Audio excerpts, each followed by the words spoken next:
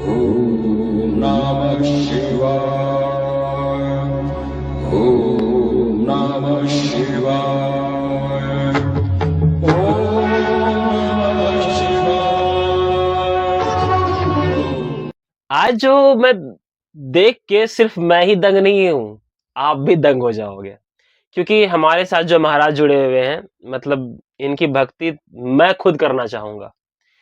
क्योंकि सब कुछ तो मैं आप खुद से नहीं बताऊंगा, कुछ महादेव मतलब महाराज जी से सुनेंगे। महादेव जी को शिव भक्त आज जैसे मिला मैं आपको बता दूंगा, लेकिन पहले जानते हैं महाराज जी के बारे में। महाराज जी, सबसे पहले आपको प्रणाम। ओम नमः शिवाय। ओम नमः ओम नमः शिवाय। शिवाय। और अब थोड़ा बताइए अपने दर्शकों को, हमारे दर्शकों को, कि क्या आप कर क्या रहे हैं। तो ओम नमः शिवाय दोस्तों, मैं पथिक मुनि गुरु श्री ठाकुरदास जी महाराज, और मैं अभी 12 ज्योतिर्लिंग और 4 धाम की दंडवत यात्रा कर रहा हूँ। और ऐसी यात्रा अभी तक इतिहास में मैंने तो नहीं सुनी है। यदि आप लोगों ने शायद सुनी हो तो मुझे पता नहीं है, लेकिन 15 महीने अभी तक इस यात्रा को करते करते मुझे हो गया है, और लगातार 15 महीने से मेरी यात्रा चल रही है। और मैं डुंगरेश्वर महादेव मंदिर, ग्राम ढाक, तालुका उपलेटा, जिला राजकोट, गुजरात से मैंने इस यात्रा को शुरुआत की थी। 28/10/2023 के दिन, शरद पूर्णिमा के दिन मैंने शुरुआत करी। वहाँ से लगभग 130 किलोमीटर सोमनाथ गया। सोमनाथ से लगभग 230-240 किलोमीटर द्वारका, द्वारका से 20 किलोमीटर दूर नागेश्वर, और अभी नागेश्वर से लगभग मैं 600 किलोमीटर की दूरी पर आ चुका हूँ। अभी मैं वर्तमान में, जब भैया हमको मिले तो मैं पिपलोद गांव, जो दाहोद जिले के अंतर्गत आता है, तो पिपलोद में ही बस भैया हमारे गुरुद्वारे पे बैठे हुए थे और मैं आराम करके निकला। मैंने देखा कि यस, एक शिव भक्त की साइकिल खड़ी हुई है। तो मुझे थोड़ा सा हुआ कि एक शिव भक्त को हमारी कुटिया में आने के लिए और हमको जगाने के लिए उस समय आराम कर रहा था। हो सकता है भैया ने सोचा हो कि क्यों हम महाराज जी को नींद में डिस्टर्ब करें, तो एक जगाने के लिए, शिव भक्त को जगाने के लिए इनको सोचना पड़ा। तो इसलिए मेरे को भी थोड़ा सा दुख हुआ, लेकिन फिर मैं गया। मैं को चलिए भैया, ऐसा नहीं है, आप तो कुटिया हमारी आइए, पावन करिए, क्योंकि एक शिव भक्त ही शिव भक्त की दर्द जी। और कैसी कैसी शिव भक्तों के साथ परीक्षाएं होती हैं, उस चीज को तो मैं बहुत अच्छी तरह समझता हूँ। तो बस भैया मुझे आज मिले तो मैंने निवेदन किया भैया से कि नहीं, आज तो हमारी कुटिया में ही विश्राम होना चाहिए, क्योंकि बहुत कम ही अवसर मिलता है अभी वर्तमान में कि कोई शिव भक्त ऐसे यात्रा करते हुए निकलता हो और हमें सेवा का लाभ मिलता हो। तो बहुत बहुत मैं आभारी हूँ भैया का, जो कि आज मेरी कुटिया को पावन किया इन्होंने, और साथ में आज रुकने का अवसर प्रदान हो रहा है। इसीलिए मैंने कुटिया में स्पेशल 3 लोगों की सोने की व्यवस्था करी है। देखिए जहाँ मैं बैठा हूँ अभी, यहाँ पर भी सो सकते हैं, और एक ये जो जगह है इसको भी हम नीचे करके यहाँ सो सकते हैं, और इमरजेंसी में नीचे यहाँ पर चौथा व्यक्ति भी सो सकता है। यदि कोई कहते हैं ना, यदि बंगले बड़े हैं और दिल बड़ा नहीं है तो बंगले का कोई मतलब नहीं, वहां कोई भक्त आएंगे ही नहीं जी। लेकिन यदि आपके पास कुटिया है, झोपड़ी है और दिल बड़ा है, क्योंकि हमने नर्मदा परिक्रमा में ऐसे बहुत सारे अनुभव किए हैं कि लोगों के पास झोपड़ी होती है, सुरपाणेश्वर की झाड़ी में झोपड़ी होती है, फिर भी वहां 4-4, 5-5, 10-10 परिक्रमावासी रुकते हैं। तो बस दिल बड़ा होना चाहिए रोकने के लिए। भले हमारे पास व्यवस्थाएं भले सीमित हों, हमारे पास सीमित व्यवस्थाएं हैं, इतनी ज्यादा व्यवस्थाएं तो नहीं है, क्योंकि हमारा जो रूम है वही 6x8 का ही है। अब मैं यहाँ पर ये बताना चाहूंगा कि महाराज जी को अगर जो इन्होंने बताया कि मतलब इनको डिस्टर्ब ना कर हो जाए या परेशान ना हो जाए, इसलिए मैंने आप नहीं आ पाया, यहाँ नहीं आया इनको देखकर। तो महाराज जी सच में बता रहा हूँ, महादेव का आप भी, आपसे झूठ मैं बोल ही नहीं सकता। मैं सच बता रहा हूँ, मैंने बाबा जी की ना गाड़ी, इतनी बड़ी गाड़ी मुझे नहीं दिखी, आपकी गाड़ी मुझे नहीं ये दिखी। मुझे भी अचंभव की बात है सच में। अब मुझे, क्योंकि 30 किलोमीटर लगातार मैं साइकिल चला के आया हूँ, तो इतना थका हुआ था कि मैं बस बैठा हुआ था। होता है, क्योंकि मेरे को भी साइकिल का अनुभव है, क्योंकि हमने नर्मदा परिक्रमा 51 दिन में साइकिल से परिक्रमा की, तो मेरे को भी पता है कि थकावट में व्यक्ति को नहीं दिख रहा था। और हो सकता है कि आपका मन भगवान में लगा हो, जी, हो तो सकता है। बस फिर जब भगवान में मन लगता है ना, फिर इधर उधर कुछ दिखाई नहीं देता। नहीं दिखा सच में, वरना क्योंकि हम भी जब भी यात्रा करते हैं, कभी कभी कोई पीछे से बुला रहा होता हमको पानी पिलाने के लिए या फिर चाय नाश्ते के लिए, तो कभी कभी हम भी अपना भजन करते रहते हैं, चलते रहते हैं, तो हमें जी। भी सुनाई नहीं देता। जी, बस फिर अचानक वो सामने आता है महाराज जी कुछ सेवा, बस वही आपको देखा तो मेरी आंखें अचंभित रह गई। जब मैं इनके पास आया, इनकी कुटिया को देखा, तो मैं अचंभा रह गया। हर एक तरह से मतलब मेरे मुंह से निकला, है ये भी होता है, ऐसा भी होता है। और सच में दंडवत, थोड़ा सोचो, दंडवत मतलब पूरे भारत की एक तरह से परिक्रमा हो जाती है ये तो। भारत की क्या, मैंने बहुत सारे यात्रियों को देखा है, कोई लिखता है 15,000 किलोमीटर, कोई लिखता है 20,000 किलोमीटर, कोई लिखता है 30,000 किलोमीटर। मैं एक अनुष्ठान, एक साधना में हूँ, और इसमें अतिशयोक्ति अलंकार लगा करके भी कुछ चीज को बोलना, अतिशयोक्ति अलंकार मतलब किसी चीज को बढ़ा चढ़ा कर भी बोलना, जी, एक प्रकार का अपराध होता है। जी बिल्कुल।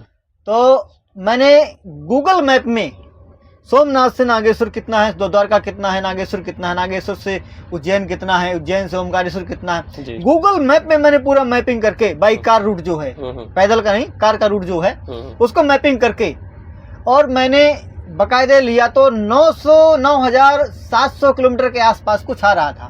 तो राउंड फिगर मैंने 10,000 किलोमीटर किया हुआ है। और वैसे तो मेरी यात्रा तो और भी ज्यादा हो रही है, क्योंकि पहले मैं एक बार दंडोत यात्रा करके जाता हूँ, फिर उसके बाद कोई मिला तो ठीक, नहीं मिला तो पैदल ही वापस गाड़ी लेने के लिए आता हूँ। और गाड़ी तो अभी मेरे पास लगभग 3 महीने से है। पहले मेरे पास एक मोटरसाइकिल थी, उससे पहले मेरे पास 6 महीने तो कुछ भी नहीं था, सिर्फ मेरा एक थैला होता था जिसमें कपड़े वगैरह रखे होते थे, पूजा पाठ का सामान, और तब भी मेरी यात्रा चलती थी। परमात्मा उस समय भी भक्तों को भेजता था कि बोले जाओ व्यवस्था करो भाई, वो करते थे। करते 2-2 4-4 दिन मैंने एक जगह रुकता था। फिर उसके बाद जब परमात्मा को पता चला कि अब छोड़ने के लिए दिक्कत होगी, तो उन्होंने एक मोटरसाइकिल की व्यवस्था कर दी। और मैंने गाड़ी पहले भी बना सकता था, लेकिन मैं पहले गाड़ी इसलिए नहीं बनाया क्यों, मैं 1 साल तक ये देखना चाहता था। इस गाड़ी के मैंने खुद ने 4 डिजाइन बनाए थे। अभी जैसे बिस्तर यहाँ है, ये बिस्तर पीछे एक बनाया था मैंने कि चलो उधर बनाते हैं, लेकिन उसमें मेरा बड़ा बिस्तर तो हो जाता, 4x6 का बिस्तर तो बना सकता था, लेकिन मेरी इच्छा थी कि हर व्यक्ति को अपना सेपरेट आसन होना चाहिए, क्योंकि कोई व्यक्ति कहाँ से आ रहा है, कोई व्यक्ति कहाँ से आ रहा है, तो सेपरेट आसन। मैं इसमें लेटरिन बाथरूम भी बना सकता था। लेटरिन बाथरूम में क्या है, पानी ज्यादा लगता है, उसका मेंटेनेंस, और यदि कहीं पानी लीक किया तो पूरी गाड़ी खराब हो जाती है। और हमारी यात्रा सिर्फ और सिर्फ 20% भी हमारी शहर और गांव में से नहीं जहाँ होती, सिर्फ 20% ही मिलेंगे, बाकी तो जंगल ही मिलेगा। जंगल और है। सिटी कहीं होती है तो वहाँ पेट्रोल पंप होते हैं, होटल होते हैं, या कोई मैदान वगैरह होते ही है, तो हम लोग वहाँ, और नहाने धोने के लिए अपना बस बाल्टी पानी भरा, क्योंकि हमने 130 लीटर पानी की व्यवस्था करके रखी गाड़ी में, कि कोई भी शिव भक्त आए तो कम से कम आए तो कम से कम थकान दूर करने के लिए कम से कम पानी से तो नहा तो आराम सके। के बाद 2-3 दिन अपना भर लेते हैं पानी, और बस चल रहे धीरे धीरे धीरे मौज से, परमात्मा की कृपा से। ना किसी की यहाँ मांगना, ना किसी की यहाँ, कोई प्रेम से बुलाता है तो जाते हैं। प्रेम से यदि नहीं बुलाता है तो कोई बात नहीं, अपना यात्रा करते हैं, तो बस महादेव महादेव करते हैं, आराम से ओम नमः शिवाय का जप करते हैं और चलते रहते हैं जी। और सच बताऊं पंडित जी, मतलब महाराज जी, मेरे तो जीवन सच में मेरे धन्य हो गए कि आप जैसे साधु महात्मा से मैं मिल पा रहा हूँ। ये मेरी किस्मत बोलिए, महादेव का आशीर्वाद बोलिए, कुछ भी बोलिए। हाँ, महादेव का आशीर्वाद मेरे ऊपर सच में पर्सनली बहुत ज्यादा है। मेरे पास तो बहुत ज्यादा है। शायद मेरे पास है। अभी मैं आपको एक चीज दिखाता हूँ, एक दिन की बात, घटना बता रहा हूँ मैं आपको जी, कि जो मैं आगे शिवलिंग रखता हूँ, ये नर्मदेश्वर महादेव का शिवलिंग है। अच्छा। ये देखिए, ये नर्मदेश्वर महादेव शिवलिंग है, और इसकी जो संरचना है वो कैलाश पर्वत की जैसी है। अच्छा। हाँ, आप गौर से देखिए, मैं तो कैलाश गया हूँ इसलिए मेरे को अच्छी तरह से याद है। एक दिन मैं सुबह सुबह बिल्कुल आ रहा था, तो रॉन्ग साइड से एक मोटरसाइकिल वाला आया।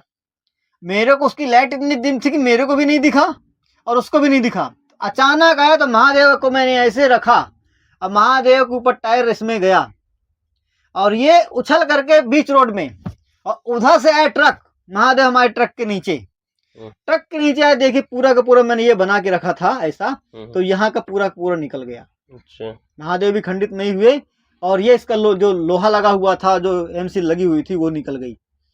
तो कभी कभी महादेव अपनी खुद की जो मेरे ऊपर आने वाली होती है ना घात, उसको खुद अपने ऊपर भी ले लेते हैं। क्योंकि मैं सुबह-सुबह यात्रा करता हूँ, मेरे पास कुछ नहीं होता। ये रात में ये लाइट होती है, ये देखिए मैं आपको दिखाता हूँ। ये लाइट है जो मेरे पीछे जलती रहती है और बस इसको मैं ऐसे इतनी जला के रखता हूँ अच्छा, ताकि पीछे से आने वाले लोगों को। लेकिन पता उस दिन चले। रॉन्ग साइड से व्यक्ति आ रहा था। जी, जी। हाँ, हुँ, अब उसका भी कुछ न कुछ महादेव मेरे को बुद्धि देंगे और उसका भी कुछ न कुछ उपाय करूँगा। हुँ। तो बस ऐसे चमत्कार तो कितनी बार दिखाते रहते हैं। तो एक बार थोड़ा-सा छूने हाँ, कर बिल्कुल, दीजिए। बिल्कुल, बिल्कुल। देखो, आप लोग भी देखो, ये कैलाश पर्वत के जैसा है इनकी ये संरचना। नर्मदेश्वर महादेव कहते हैं, इसको बाणलिंग भी कहते हैं। ओके, हाँ, और स्वयं स्वतः प्राण प्रतिष्ठित होते हैं, इनकी प्राण प्रतिष्ठा करने की ज़रूरत नहीं होती है। अच्छा, ये 6 साल से मेरे पास रखे हुए थे।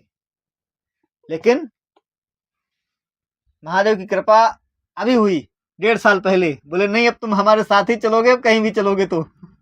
बस चल रहे हैं धीरे, धीरे, धीरे और लगभग मैंने जो कैलकुलेशन किया इस यात्रा का, हुँ, हुँ। तो कम से कम 12 साल लगेंगे। 12 वाह! साल के पहले तो यात्रा पूरी ही नहीं होगी, किसी भी कारण पर। हुँ। क्योंकि मैं अकेला हूँ। हाँ, वर्तमान हो सकता है महादेव की कृपा हो जाए, क्योंकि उनकी इच्छा के बिना तो जी, पत्ता जी। भी नहीं हिलता। बिल्कुल, बिल्कुल। वो चाहे तो 5 साल में भी करा सकते हैं। हुँ, लेकिन एक लॉजिक हुँ। कि भाई इतने किलोमीटर है और हम इतना चलते हैं, तो ऐसा तो है नहीं कि हम डेली चल सकते हैं। 365 दिन होते हैं, उसमें हमारा पंचध्वनि का अनुष्ठान भी होता है, पंचध्वनि साधना भी होती है। तो 41-50 दिन उसमें निकल जाते हैं। फिर कहीं थकान लग गई, कहीं बारिश है, कहीं बीमार हो गए, तो उसमें तो मैंने एक अंदाजा लगाया था कि 300 दिन में लगभग चलूंगा हुँ, और एवरेज किलोमीटर 3 किलोमीटर का तो आ ही जाएगा। मान लो हम 4.5 चल रहे हैं, कभी 4 चल रहे हैं, कभी 3.25 चल रहे हैं, तो कभी ना चले तो 3 किलोमीटर के एवरेज आएगा। तो लगभग एक साल में 800-900 किलोमीटर के हिसाब से मेरी यात्रा होगी अच्छा। और उस हिसाब से मैंने 12 साल का कैलकुलेशन किया हुआ है और ज़्यादा भी लग सकता है क्योंकि हर जगह की भौगोलिक जी, परिस्थिति बिल्कुल, बिल्कुल।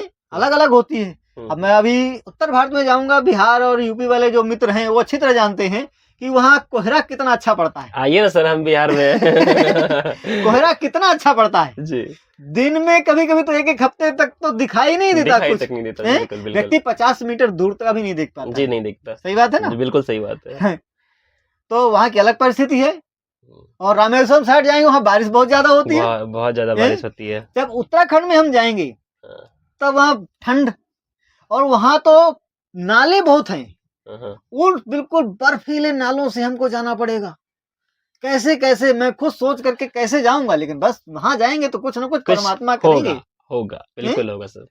लेकिन बस ये है कि हमें अब मेरी जो साधना है, इसमें भले शरीर 1-2% काम ना करे, तो चलेगा, लेकिन मन करना चाहिए। हमेशा 100% भक्ति में लगा रहना चाहिए और श्रद्धा पूरी महादेव पर ही रहनी चाहिए। यदि श्रद्धा से यदि 1% भी हम डगमगाए, तो वहीं पर जो कुविचार हैं हमारे, वो हमारे मन में हावी हो जाएँगे और आपको नए-नए बहाने देंगे। अरे छोड़ो यार, कहाँ तुम इसमें पड़े हो? हुँ, कुछ और कर लो, बैठे आश्रम बना के कर लो। अभी भी मेरे को लोग पीछे मिलते थे। यहाँ गुजरात में एक रीति-रिवाज है कि कोई व्यक्ति जाता तो यहाँ कहते हैं ऐसी एक रीति-रिवाज है। हुँ, हालाँकि यह कुप्रथा है, हुँ, यह हुँ, प्रथा अच्छी नहीं है। हुँ, हुँ, किसी की भक्ति और किसी की साधना में विघ्न बनना हुँ, एक हुँ। इतिहास तो में कभी भी अच्छा नहीं रहा है। बिल्कुल, बिल्कुल सर। तो यहाँ लोग कहते हैं तुम्हारी बाधा पूरी कर दो। हुँ, हुँ। मतलब ये जो तुम कर रहे हो, किसी न किसी मान्यता से कर रहे हो कि कुछ न कुछ मन में रखा होगा कि जी। महादेव हमको मिलें, ये दें, वो दें। हुँ, तो बोले तुम्हारी बाधा पूरी होगी, तुम जाओ। अरे उस व्यक्ति को एबीसीडी भी कुछ नहीं आती भक्ति की। वो ही व्यक्ति बोल रहा है कि तुम्हारी बाधा पूरी हो गई। कभी-कभी लोग मिलते हैं, बोले महाराज ये लो 10 रुपए तुम्हारी बाधा पूरी कर दो। बोले हमारे यहाँ ऐसा कहते हैं। तो हमारा जो संकल्प है वो 10 रुपए, 50 रुपए, 100 रुपए में टूटने वाला तो है नहीं। हुँ, हुँ, क्योंकि हमने बहुत विचार कर, कुछ लोग बोलते हैं महाराज आप गाड़ी से यात्रा पूरी कर लो। हुँ, हुँ। तो हम उनको कहना चाहते हैं कि हम गाड़ी से भी चल रहे हैं, परमात्मा ने आपकी सुन ली। हमारे पास गाड़ी भी है, हम बिल गाड़ी से भी यात्रा करते हैं। बिल्कुल, बिल्कुल। तो तो व्यवधान बनने के लिए भी अनेक प्रकार के लोग मिलते रहते हैं। जी, रास्ते में हमको नरक जैसा भी कभी-कभी अनुभव होता है। बिल्कुल। कहते हैं गरुड़ पुराण में नरक का वर्णन लिखा हुआ है हुँ, हुँ। कि जब एक मैंने शास्त्र में पढ़ा था, एक राजा थे, उनका नाम तो याद नहीं आ रहा। वो राजा को इतने अच्छे उनके पुण्य थे कि उनको स्वर्गलोक की प्राप्ति होनी थी। अच्छा। लेकिन एक ऐसा पाप था, उस पाप के कारण उनको जो स्वर्गलोक का रास्ता था, वो रास्ता अब नरक लोक होके जाना था उनको। अच्छा। हाँ, हम्म। तो जब नरक जा रहे थे ना, तो पीड़ा वाले लोग, कैसे कैसे लोग चीख रहे हैं, चिल्ला रहे हैं, बदबू आ रही है, सड़न हो रही है, कड़ाही में खोलाया जा रहा है लोगों को, सुइयां चुभाई जा रही हैं। तो जब वो राजा जा रहे थे तो लोगों ने कहा, हे राजन, आप थोड़ा देर रुक जाओ, आपके यहां से निकलने मात्र से जो आपको शरीर को छू करके शीतल वायु आ रही है ना, सिर्फ वो शीतल वायु से हमको शरीर बहुत आनंद प्राप्त हो रहा है, इसलिए आप रुक जाओ। तब उन राजा ने कहा यमदूतों को कि हे भाई, इन लोगों को तुम जाने दो। बोले इनके पास इतने पुण्य नहीं है कि ये स्वर्ग जा सकें, ये पापी लोग हैं। तो उन्होंने संकल्प करके अपने सारे पुण्य उन पापी जीवों को दे दिए। बस जैसे ही संकल्प पूरा हुआ, वैसे पापी लोग सब चले गए स्वर्ग लोग। अब फिर वहां तुरंत भगवान विष्णु के पार्षद विमान लेकर के आते हैं, राजन को बोले, राजन बैठिए और चलिए आप बैकुंठ लोक।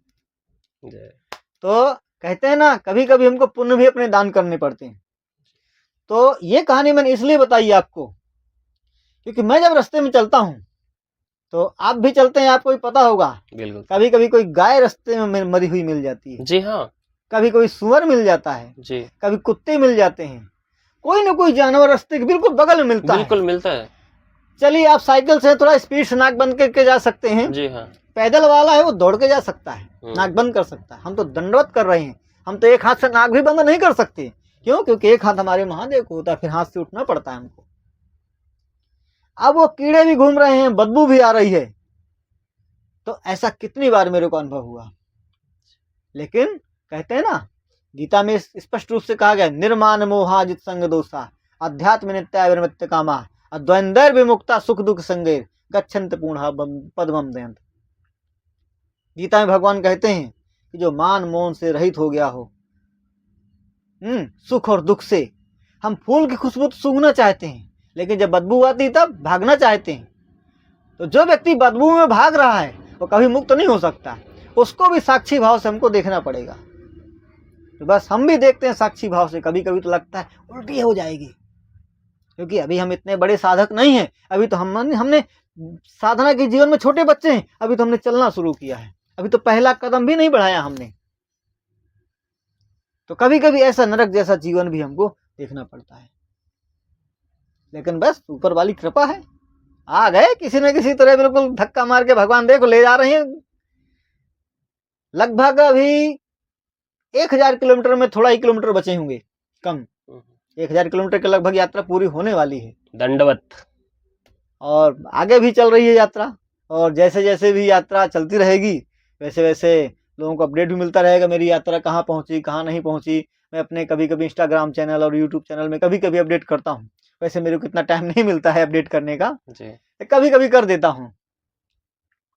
और मैं महाराज जी का जो डिस्क्रिप्शन में है, यूट्यूब का लिंक, इंस्टाग्राम का लिंक सब दे दूंगा। मैं कहूँगा कि जाइए, महाराज जी को आप देखिए, क्या है, कहाँ है, कैसे है। वैसे मैं तो क्या ही बोलूं, मैं खुद धन्य हो गया, और आप भी धन्य हो जाइए। अगर आसपास हैं आप व्यवस्था करवा सकते हैं रुकने की महाराज जी की, तो आप बिल्कुल करवाइए। नंबर दे दूंगा मैं अपना, फिर मेरे से आप महाराज जी का ले लेना, क्योंकि अगर महाराज जी का नंबर मैं दूंगा तो महाराज जी को लोग बहुत ज़्यादा परेशान करेंगे, और मैं नहीं चाहता ये चीज़। तो आप मुझे कॉल कर लेना, मैं महाराज जी का नंबर आपको दे दूंगा। लोगों से एक ही अपील करना चाहता हूँ कि भले आप रास्ते में 10 रुपए, 20 रुपए, 50 रुपए, 100 रुपए मत दो किसी भी यात्री को। यदि यात्री जा रहा है तो प्रेम से एक गिलास पानी पूछ लो। जी बिल्कुल। यदि भोजन का टाइम है तो आप भोजन पूछ लो। हाँ, क्योंकि पैसे से कभी किसी की संतुष्टि नहीं हो सकती। आप 10 देंगे, 50 देंगे, 100 देंगे तो 1000 मांगेगा, 2000 मांगेगा। लाओ, जितना भी लाना है लाओ। पैसा ऐसी चीज होती है। लेकिन यदि आप अपने सामने यदि उसको बैठा के भोजन कराएंगे ना, तो 1 रोटी का भूखा होगा तो 1 ही खाएगा, 2 का भूखा होगा तो 2 ही खाएगा, और 4 का भूखा होगा 4 ही खाएगा। बाद में बोलेगा बस अब नहीं चाहिए मुझे, मैं नहीं खा सकता। आप जबरदस्ती भी करोगे तो भी बोलेगा नहीं अब मैं नहीं खा सकता। तो कोई भी यात्री हो, मैं नहीं, कोई भी यात्री हो, प्रेम से पानी जरूर पूछ लेना। क्योंकि कहीं कहीं का मैं इस इलाके से निकल रहा हूँ, तो यहाँ पर लोगों को देखा मैंने, लोग 10 रुपए देने के लिए तैयार है, लेकिन पानी नहीं पूछते। हालांकि हमारे पास पानी की व्यवस्था 2 लीटर की पानी हम सुबह सुबह लेके चलते हैं, तो कभी कभी गर्मी होती है ज़्यादा तो खत्म हो जाता है, और कभी कभी ऐसा होता है कि पूरा जब तक यात्रा करते 6 घंटे कोई पानी वाला मिलता ही नहीं है। जी हालांकि परीक्षा तो होती है, जी हाँ, हैं? बिना परीक्षा महादेव के इनको मिलेंगे। महादेव को पाना इतना आसान तो यदि है ना। महादेव को पाने में यदि हमको 10 सिर भी कुर्बान करने पड़े और महादेव मिल जाए तो भी सस्ता सौदा है, बिल्कुल महंगा बिल्कुल। कोई नहीं है। जय हो। हैं? हमारे महादेव एक लोटे से प्रसन्न यदि होते ना, हम्म। होते हैं ऐसा नहीं है, लेकिन हर किसी के नहीं। हम्म। यदि एक लोटे से प्रसन्न होते ना महादेव, लोग बोलते हैं महादेव भोले भाले हैं, एक लोटे से प्रसन्न हो जाते हैं, तो भगवान विष्णु को अपनी आंख नहीं दान करनी पड़ती। अब मेरे को ये कहानी याद आई तो मैं आपको जरूर सुनाना जी बिल्कुल चाहूंगा, बिल्कुल बिल्कुल। क्योंकि बड़ी रोचक उन से भक्तों के लिए है जो कहते हैं कि नहीं नहीं नहीं, बस तुम इतना भी कर लोगे तो हो जाएगा। कहते हैं यदि नियम लिया है तो उसको पूरा करना पड़ता है जी। संकल्प लिया है तो उसको पूरा करना पड़ता है। एक बार भगवान विष्णु ने महादेव को 1008 कमल चढ़ाने का संकल्प लिया, 1008 कमल, क्योंकि वो इस अनुष्ठान में थे। कमल चढ़ाना शुरुआत हुई, इंद्रदेव ने एक कमल चोरी कर लिया। अब आप सभी जानते हैं कि महादेव और विष्णु भगवान का संबंध कैसा है, एक दूसरे को दोनों हृदय में रखने वाले। कहते हैं ना, राम ही जिसके ईश्वर हैं, या फिर राम ही जिनके ईश्वर हैं। तो चाहते तो वो एक कमल ना चढ़ाते तो कोई बिगड़ नहीं जाता उनका, नहीं बिगड़ता। चलो भाई वो दोनों मित्र हैं, दोनों की समान पदवी है, एक पालन हरता है तो एक संहार करता है। लेकिन नहीं, वहां वो भक्त के रूप में आए, वो नियम पूरा करना पड़ेगा। अब कमल नहीं क्या करेंगे, भगवान विष्णु ने अपनी कमल जैसी जो नेत्र है ना उसको निकाल करके शिवलिंग में चढ़ा दिया और प्रकट हो गए शंकर भगवान को, वर मांगो। तो याद रखना, महादेव हमारे इतने भोले हैं कि एक लोटे जल से भी प्रसन्न हो जाते हैं, एक धतूरे से भी प्रसन्न हो जाते हैं, भांग से भी प्रसन्न हो जाते हैं, लेकिन वो रावण के 9 शीश चढ़ाने पर भी प्रसन्न नहीं होते, शीश भी स्वीकार कर लेते हैं। तब जाकर वो प्रसन्न होते तब जाके प्रसन्न होते हैं। तो इसलिए यदि भोलेनाथ की भक्ति में यदि एक शीश क्या 10 शीश भी हाजिर कर दिए ना, और फिर भी भोलेनाथ मिल जाए, उनकी कृपा मिल जाए, उनकी भक्ति मिल जाए, तो भी बड़ा सस्ता सौदा है। इसलिए भोलेनाथ की भक्ति मेरे को अच्छी लगती है, और मैं किसी भी भक्त को किसी भी देवता की भक्ति करने के लिए बाध्य तो नहीं करता, क्योंकि सबकी अपनी अपनी रुचि है। कोई कृष्ण को पूजता है, कोई विष्णु को पूजता है, कोई राम को पूजता है, कोई शिव को पूजता है। बस इतना जरूर कहना चाहूंगा कि हमारी भक्ति पाखंड से रहित होनी चाहिए जी। हमारी भक्ति ढोंग से रहित होनी चाहिए। भक्ति अंदर का विषय है, बाहर का विषय नहीं। यदि हम मंदिर में जा करके वहां फोटो खिंचवाते हैं, एक दिन वहां भक्ति करते हैं, और फिर बाद में आप घर में भक्ति नहीं करते, घर में भगवान को भूल ही जाते, नाम ही नहीं लेते, आराम से 12 बजे जगते हैं, तो ऐसी भक्ति को हम पाखंड रूपी भक्ति ही कहेंगे। हाँ, फोटो खिंचवाना कोई गलत बात नहीं है जी। लेकिन आपकी एक नियमावली होनी चाहिए कि भाई हमारा यह नियम है, यदि हम भगवान शिव का मंत्र जाप करना है तो डेली करना है, या किसी भी देवता का। सिर्फ शिवलिंग के सामने ऐसे बैठ करके रील बना लेने से सिर्फ भक्ति नहीं होती, बाद में भी आपकी वही भक्ति होनी चाहिए। चलो रील तो आपने पोस्ट कर दी, लेकिन आपकी बाद में भी आप वही ध्यान होना चाहिए। तो भक्ति में पाखंड बिल्कुल नहीं होना चाहिए। यदि भक्ति में पाखंड है तो आप शिव को नहीं, अपने आप को धोखा दे रहे हैं। बाकी हमारे संतों में कहावत, साधक है ना, साधक के जीवन में कितनी परीक्षाएं आती हैं, तो बुरी चीजों से तो निकल जाता है बेचारा, वो अच्छी चीजों में फंस जाता है। लेकिन उन बाधाओं से भी निकालने वाले, मेरे जीवन में बहुत सारी बाधाएं आई हैं। 19 साल हो गए मेरे को साधु जीवन में, सोच लो 19 हाँ। साल। जब मैं 16 साल का था तब घर से निकला था। आप मेरे माता पिता की फोटो आप देख सकते हैं, बैनर में हमारे है जी। क्यों है? क्योंकि मैं घर से, माता पिता से छिप करके साधु नहीं बना, माता पिता के आशीर्वाद से। और इस यात्रा को शुरुआत करने से पहले भी मैं घर गया था और माता पिता और गुरुजनों का आशीर्वाद लेके आया था। अभी आपकी एज कितनी हो जाएगी? अभी मेरी एज वर्तमान में 35 साल पूरी होगी, 36वां चल रहा है। इनसे ज़्यादा बूढ़ा तो मैं लग रहा हूँ। सच बता रहा हूँ, आपसे ज़्यादा बूढ़ा मैं लग रहा हूँ। तपस्या। तो परमात्मा की कृपा है। और अभी तक मैं 15 महीने में बीमारी की वजह से एक भी दिन यात्रा बंद नहीं रही। बीमारी की वजह से। हाँ, शरीर दुखता है, ऐसा नहीं है। जी। जब मेहनत करते हैं शरीर दुखता है, रात को सो जाते हैं, ठीक हो जाता है। गोलियों का डब्बा डॉक्टर ने दिए पूरा भर करके, मेडिकल किट बना के दी, अभी तक बेचारी उपयोग ही नहीं हुई। तो बस चल रही धीरे धीरे यात्रा। बाकी बहुत सारी बातें हैं जिन पे गौर करने वाली बात है। तो भाई यही बोलूँगा, रील बनाने में बस मत रहो, रील वाली भक्ति मत करो, अध्यात्म की ओर जुड़ो। महाराज जी से बहुत कुछ सीखने को मिला।